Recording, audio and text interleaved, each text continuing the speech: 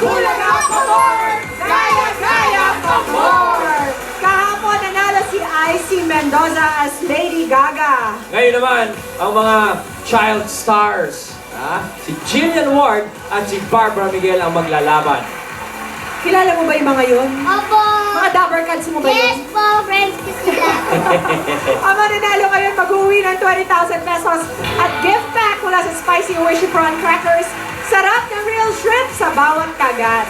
At ang ating mga judges pa more, may mga Dabber Cats mula sa Caloocan, Rizal, Antipolo, Nueva Ecija, Bataan, Bulacan, Cavite, at Laguna.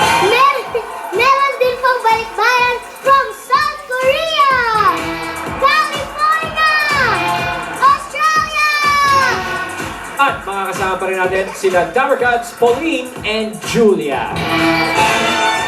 Ready na ang ating mga judges, ready na rin ang ating mga contestants to show us Shake It Off by Taylor Swift. Here's singer, 28th PMPC Star Awards for Movies Child Performer of the Year, Jillian Ward!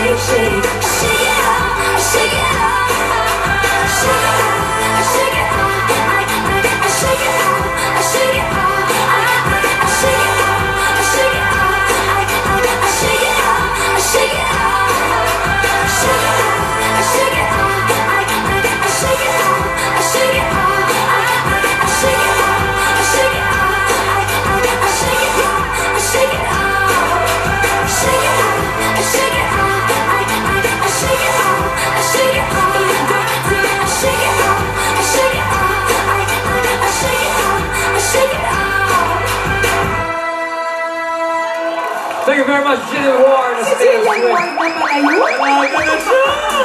Ano ba yun? Oh my. Ang ganda-ganda pa rin ni Jillian. At ang galing-galing kumanta rin yan. Correct. Well, Jillian, thank you very much for that performance. And next up to perform Love on Top by Beyonce, here's Famous Awards Best Child Actress, New York Harlem International Film Festival Best Actress.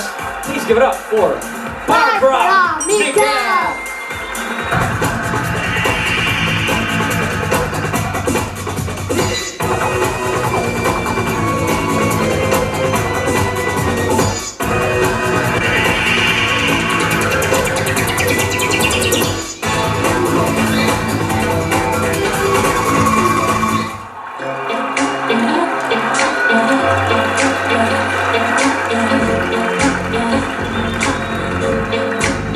Bring the beat in.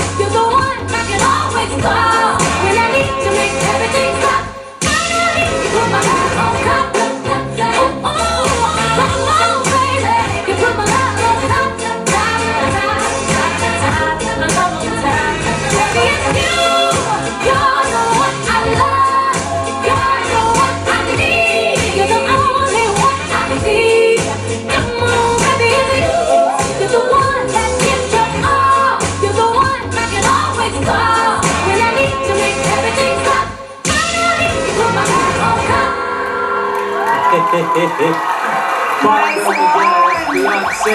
What a little spunky girl. Ito si Riza ang dapat natin tanungan ng comment eh. Di ba, Bulaga pa more, Dabber Cats pa more, grand Anong finalist masasabi natin mo sa yan? mga Dabber Cats natin? Magagaling po silang dalawa. Tsaka magaling mag-lip sync. Magaling Kahit sayaw, no? Make-up kamukha po nila. Wow. Eh, di ba yun yung pinakita ni Riza sa Dabber Cats pa more? Pero dalawa, Yun. not just one, but But two. two. Doble kara. Na-impress si Dabber Cats, Riza. Oo nga, ang ating mga judges. Kaya alamin natin, Pauline, Julia, Sigurado ba kaya mga child stars to? Nga eh. Parang mga anak ng mga performers talaga. Ang parang mga professional na kung gumalaw. Ang gagaling. Oo. Tsaka ang lakas makatanda sa pakiramdam dahil ito si Jillian Ward kasama ko yan, 4 years old. Naalala ko si Johan. Oh no!